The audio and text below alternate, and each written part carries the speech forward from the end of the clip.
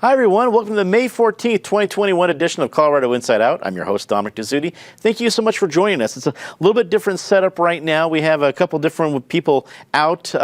David is out this week, and then we had some folks that be able to join us remotely, and things that changed. Long story short, it's a nice, cozy studio with Patty and myself. 3 great people joining us remotely, so let's get right to it. It should be a great show. The Centers for Disease Control and Prevention announced new guidance this week saying that those who are fully vaccinated can stop wearing masks indoors if in an uncrowded area. The new guidance is already triggering changes to many mask mandates throughout the state. Meanwhile, the State House and Health Insurance Committee voted down a Republican proposal this week that would have banned employers from requiring to be vaccinated and companies from requiring vaccination for service. Pat Cahoon from Westward, we started this one. Breaking news for this taping, while some folks are going to watch us at 8 o'clock tonight, just now taping a little bit after 12:15. We already know that it's changing for the state. Announced from Governor Polis, some things are optional, indoor, outdoor. The rules are getting complicated. Is it going to be a messy few weeks before it's officially done? It's going to be a very complicated few weeks. And in fact, it was 24 hours right before Polis made his announcement that the CDC tweeted its new policy, which threw everything into chaos because in Colorado, it already contradicted the mask mandate that Polis had in Colorado for grocery stores and things like that. So that's already shifted. It looks like what we're going to have is much more business choices. There will be some mandatory mask rules that coincide with the CDC. Public transportation, schools must come up with a plan, but in businesses, it's going to be largely up to the businesses. And that's going to be very, very tough for people if they want to enforce it. In restaurants, will people want to keep their employees safe by mandating some mask wearing? Same for retail establishments.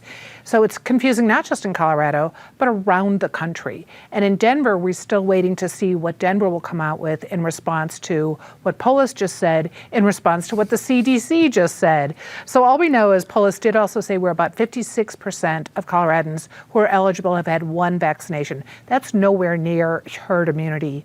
He says Coloradans say between 75 and 80% want to do it. He's encouraging everyone to go out and get vaccinated, which is a good thing to do while you're waiting to find out what the mask rules are. Here, here. One of our 3 guests joining us remotely, Marianne Goodland, Chief State House reporter for Colorado Politics. Marianne, it's wonderful to have you with us. You're there right in the thick of things, but speaking of confusing policies going back and forth, being at the State House, you know that feeling firsthand.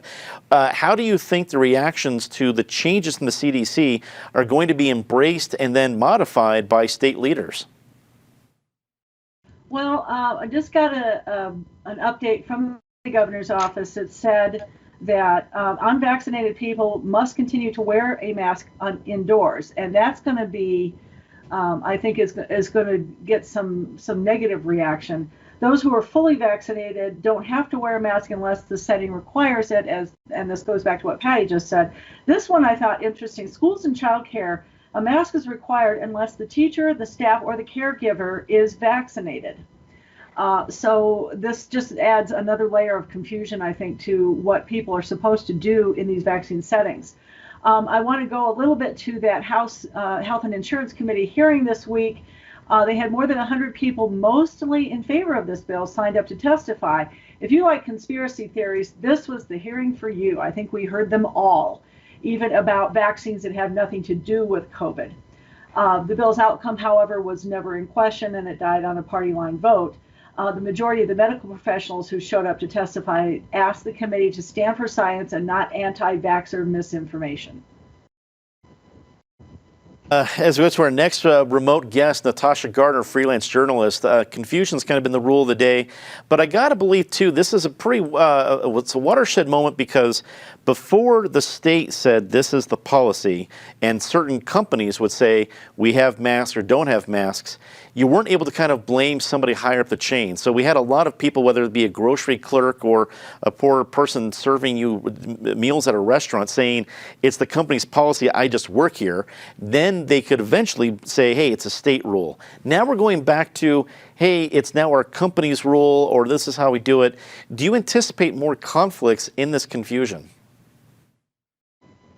I really hope not, but I think the potential is certainly there. I mean, small business owners from the beginning of the pandemic have been asked to do so much in sort of policing the pandemic, policing masks, and doing everything in between. And this is going to add another layer of complexity for them and their employees. This is a moment that if we were in this massive press conference, and this happens all the time, at the end they ask, does anyone have any more questions? I would be in the back raising my hand, jumping out of my seat saying, yes, I have so many questions. And I think that's where most Americans are right now, and Coloradans. So this is going to require a little bit of patience as the details start to come out more and more. But I think another key point to remember is that for many people, this is still going to be a complicated decision, regardless of what the CDC says, regardless of what a state law might be or a municipalities, because this is still something people are experiencing in their homes based on their own safety our ideas and comfort level related to that. The CDC made it very clear that if you, for instance, have a suppressed immune system, you're going to want to talk to your doctor about these rules. I know that as a parent, one of the things I was doing right away was Googling what impact does this have, because I have a child who is less than 12 years old. Certainly, we've seen those vaccines move in such a quick way, and we're opening them up now for that 12 and up age group. That's great. But if you, say, have a 5-year-old or a 7-year-old, it might be business as usual. Plus, I just have a feeling that my child isn't going to be so keen when I tell him to put on a mask and I don't wear one myself. Not being so keen on that idea is probably going to be a theme for that, Natasha. I think you're right. Our third guest joins us remotely, Penfield Tate, attorney with Tate Law and a former state lawmaker. Penn, it's great to have you back. I understand the point with governor. He has to govern for the entire state. So the rules that his office will announce will affect Yuma and Denver. And then you have Mayor Hancock saying, here's what's going to impact Denver, which there's a lot more people walking down Main Street in Denver than there is in Yuma. What do you think is going to be the ramifications of the different policies depending where you live and if you're in a business or a city or a county? What's going to happen? Well, Dominic, it's good to be here. The bottom line is it's a confusing mess. And the best advice you could give anyone is when you walk out your front door, wear a mask and have it with you at all times, because you never know which shop you go into. The shop owner is going to require you to wear a mask. You never know which person you're going to be walking by who's going to give you stink eye or say something crazy if you're not wearing your mask. And for your own safety, you don't know who you're going to be around that has never been vaccinated, never had any intentions of being vaccinated, and may be a carrier of the disease. While I applaud beginning to opening up society, this hodgepodge way of doing it is just too confusing for most people. Feel badly for parents with small kids, because you really don't know how to protect yourself or your kids, except just to be exercise an abundance of caution. Well, speaking of exercising an abundance of caution, I think that brings us to our next topic. If you commute using I-70, you might want to plan a backup route next week. May 21st through 24th, both eastbound and westbound lanes of I-70 will be closed in preparation for a project dubbed the Mile High Shift. The Mile High Shift will be moving 6 lanes of I-70 from the viaduct to new westbound lanes between Brighton Boulevard and Colorado Boulevard. The viaduct will then be demolished in order to create new eastbound lanes. Marianne, we start with you on this one. I think people have been looking forward to seeing some progress with the whole project on I-70, but with progress comes pain. What do you think about this next big Mile High Shift? The timing of this is absolutely great and perfect. It's just at the start of the summer tourist season. This is going to leave an indelible, and I don't mean good, impression of the Mile High City for those who are coming back to Colorado for the first time in more than a year. For a state that has had very little money to devote to transportation, I-25 is usually quite the mess, and usually I-70 is its stepchild. Nobody on either side of the debate over transportation and its funding have been happy about any of this. Don't look for rainbows or kumbaya moments. And as we're taping this, the legislature, the Senate, is having a huge debate about transportation funding that appears to have very little to do with actually putting money toward roads and bridges and more about convincing people not to drive cars. So we'll see how that argument comes out and what that means for the future of transportation in Colorado. Natasha, I personally, as a driver on I-70, infrequently but enough, I won't miss the bumps of the viaduct or being underneath it fearing, is this the day this all thing comes down?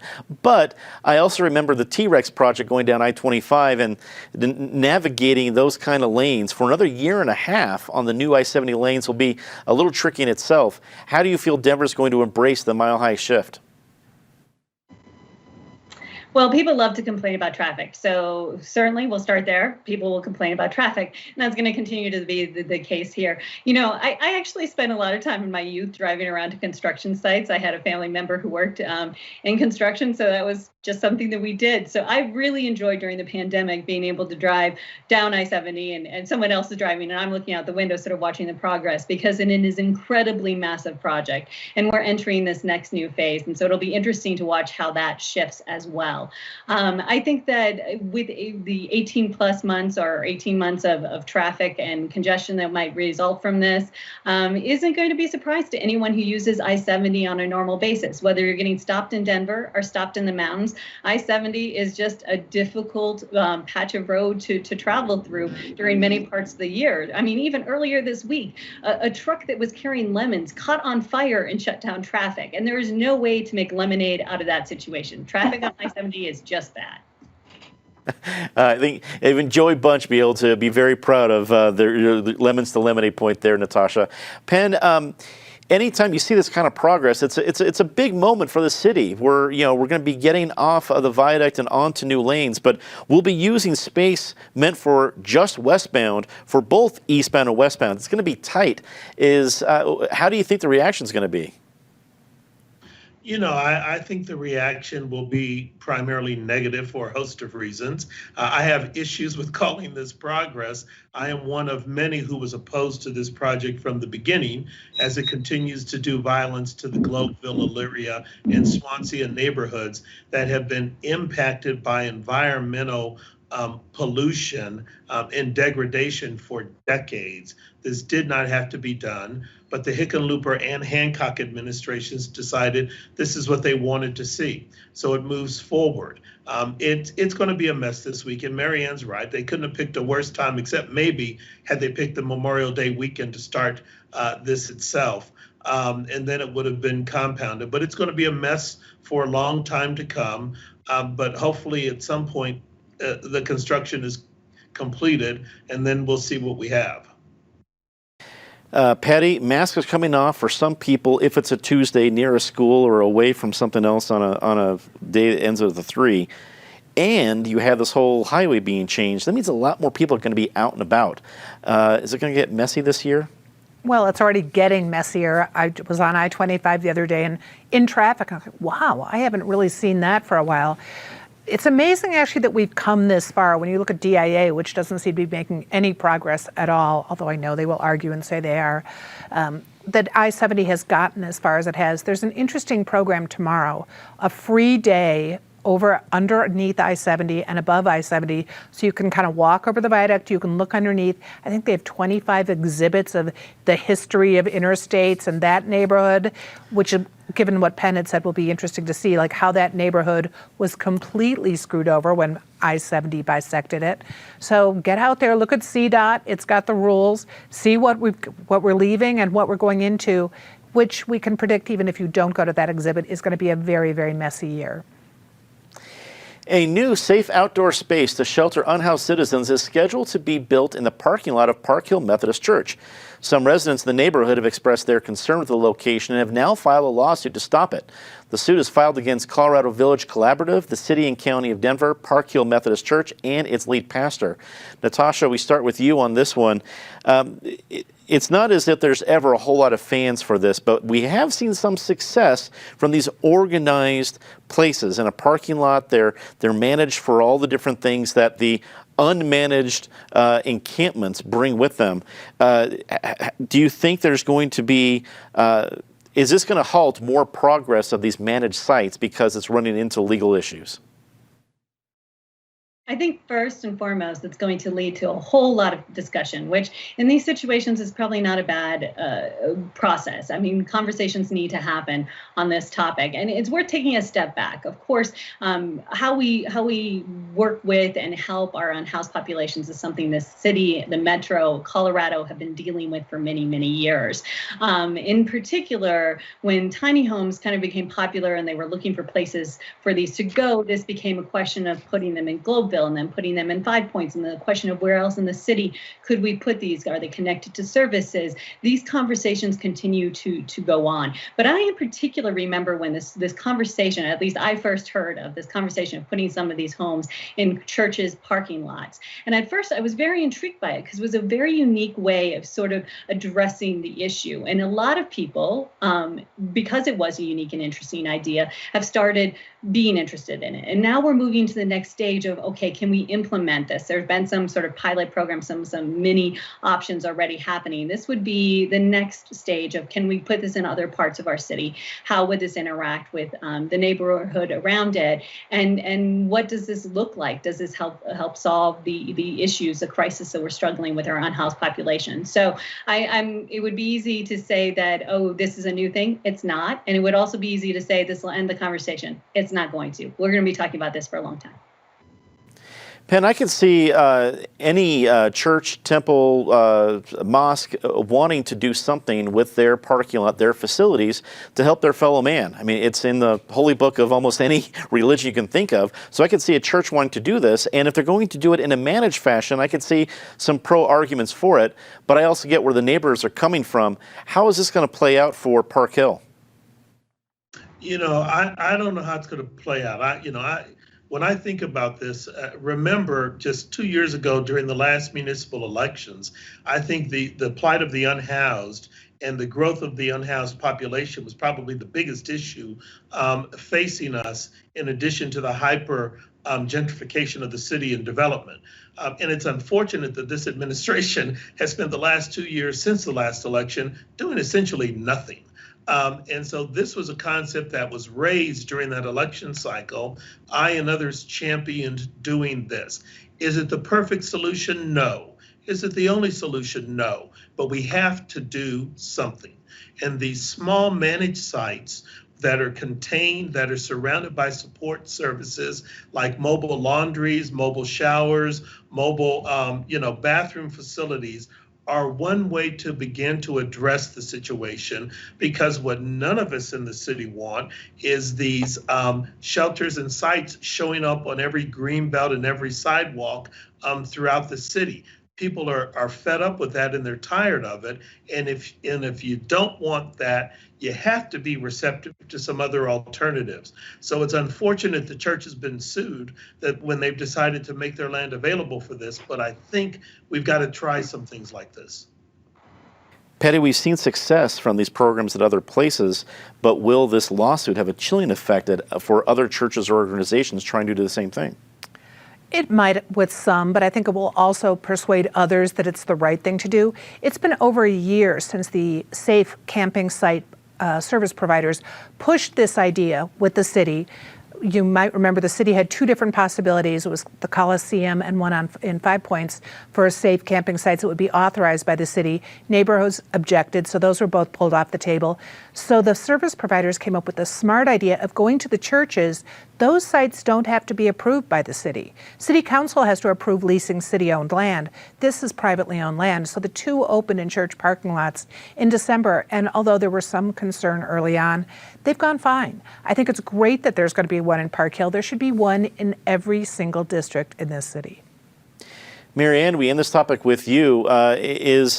When we see reactions like this, do we think the idea is going to grow? I mean, it's one of the first times people have any optimism about any solution that at least addresses a piece of the problem that are folks who are homeless in Denver.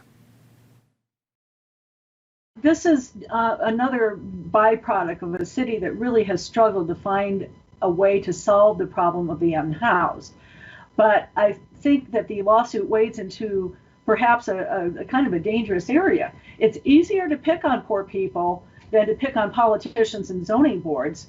Maybe the people in Park Hill need to leave the church alone and go to a city council meeting instead.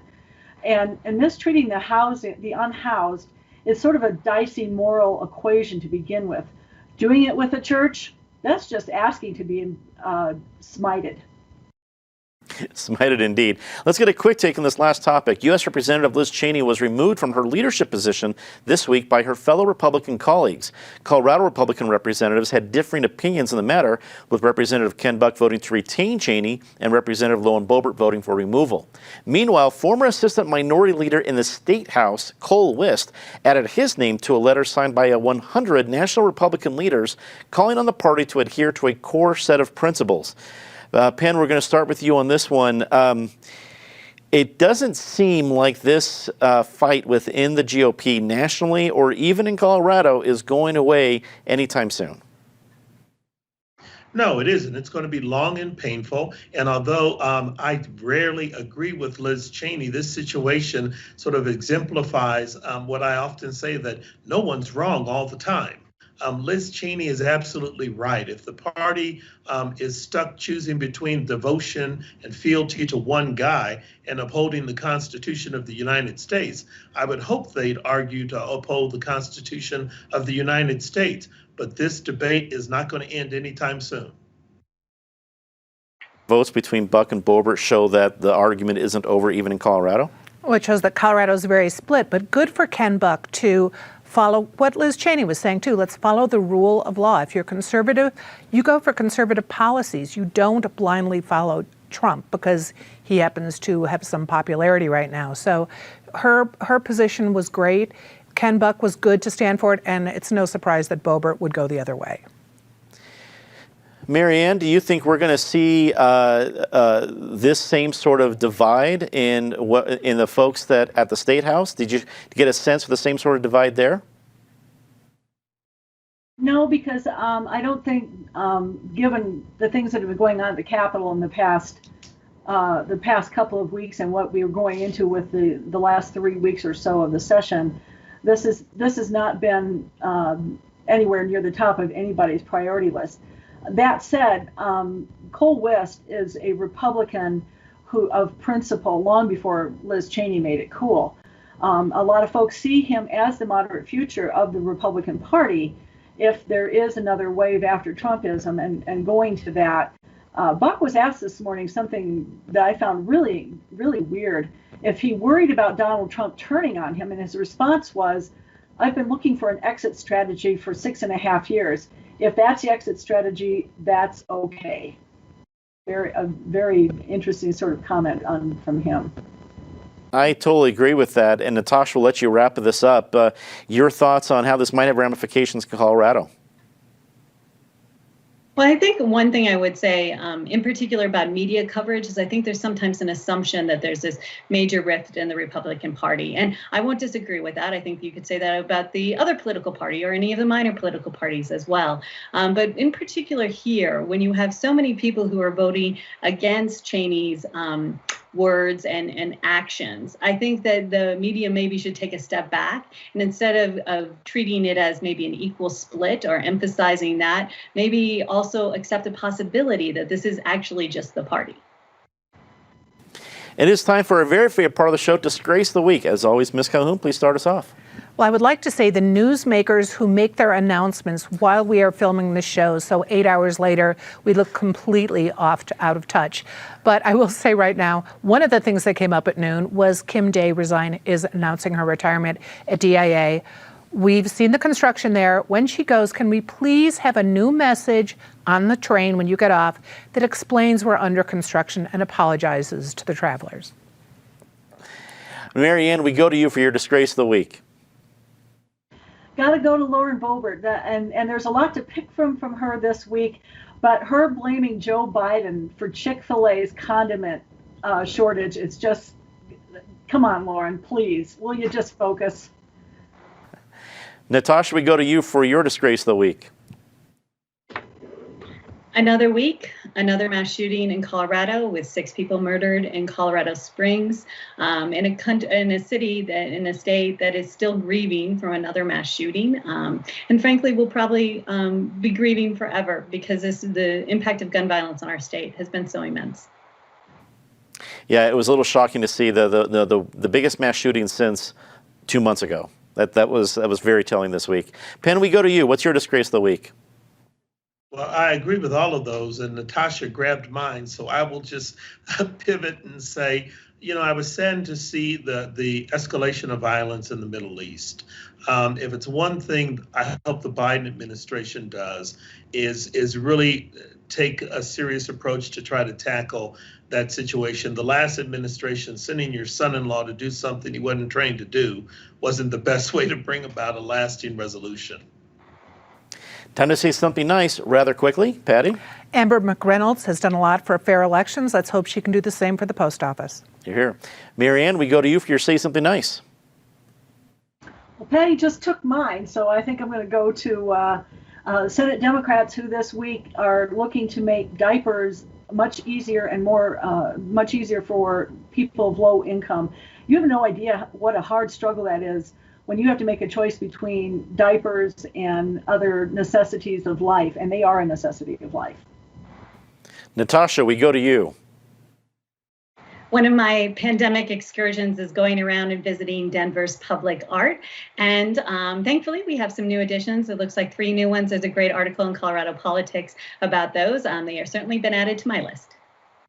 And Penn, wrap it up for us. Yeah, I just want to thank people in the community. Although it's a confusing mess, we have the mess regarding rules because people have been responsible. They've been masking up, they've been socially distancing, and more importantly, in this state, we've been getting vaccinated. So I want to thank everybody for that and say good work to all of us. Here, here. And that is all the time we have for this show. But I want to remind everybody we're just 12 days away from our very special online event on May 26th. You can be part of the show. We'll have all of our great folks here, but we want to answer your questions. You can submit your questions via email to cio@pbs12.org, and then you can tune in on Facebook, YouTube, or our website to watch the whole discussion. Any question is welcome. We're excited to have you be part of the show that you've made possible for now almost 30 years. I'm Dominic Dezzutti. On behalf of everybody here at PBS 12, thank you so much for watching. Good night.